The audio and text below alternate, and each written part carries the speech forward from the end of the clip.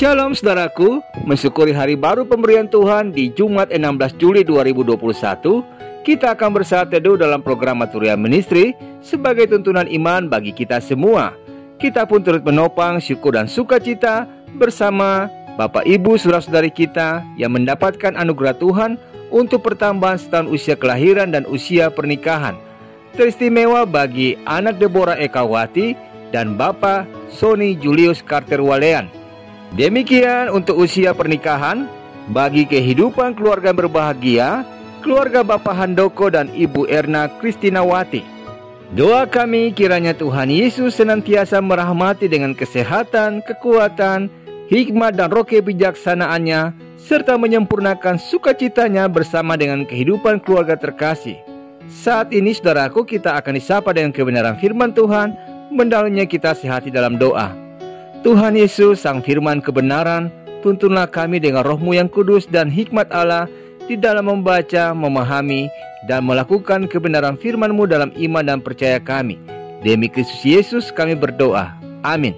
Bacaan Alkitab terambil dalam Injil menurut Matius pasal 13 ayat 33 hingga ayat yang ke-35 yang menyatakan, "Dan ia menceritakan perumpamaan ini juga kepada mereka, hal kerajaan surga itu seumpama ragi yang diambil seorang perempuan dan diadukan ke dalam tepung terigu 3 sukat sampai kamir seluruhnya."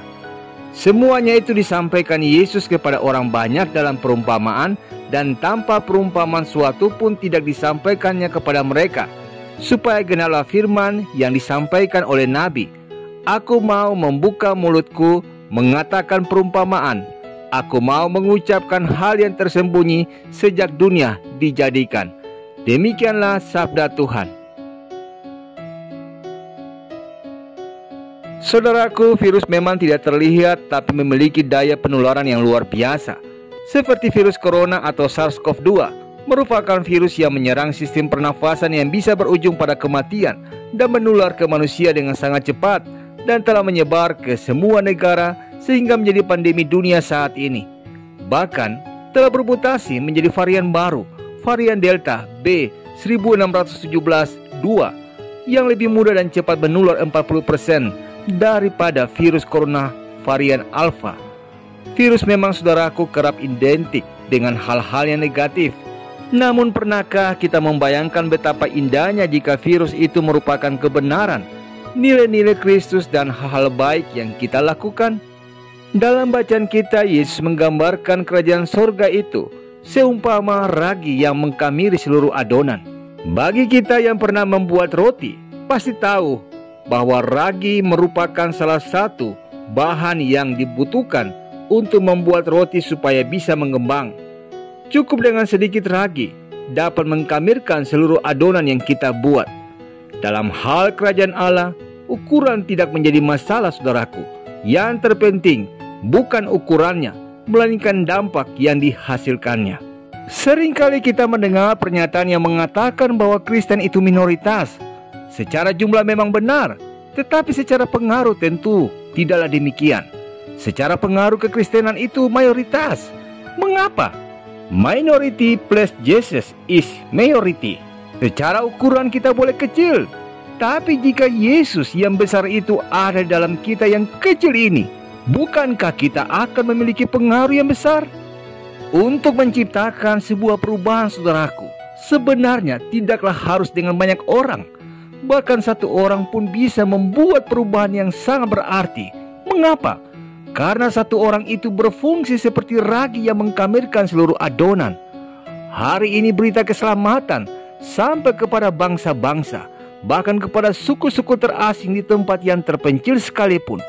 Berita Injil, berita keselamatan ini dimulai dari satu orang saja, yaitu Yesus Sang Juru Selamat.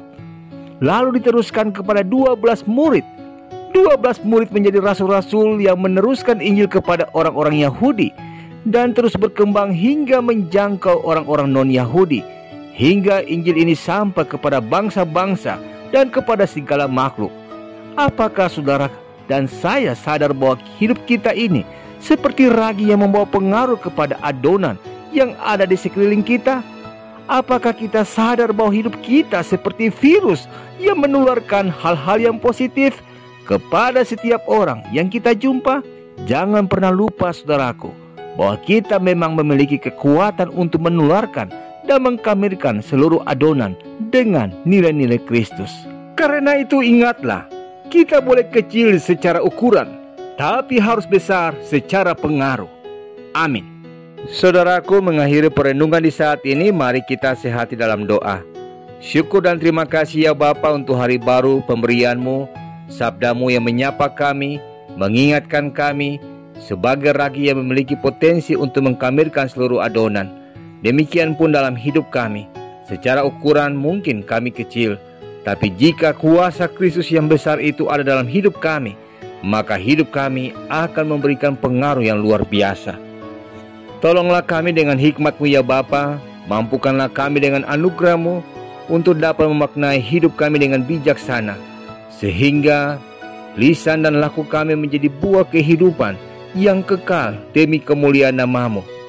Serta biarlah di hari yang baru ini, anugerah berkat-Mu senantiasa menyertai setiap langkah aktivitas, usaha, kerja, dan layan kami. Demi Kristus Yesus kami berdoa. Amin. Selamat pagi saudaraku, selamat beraktivitas.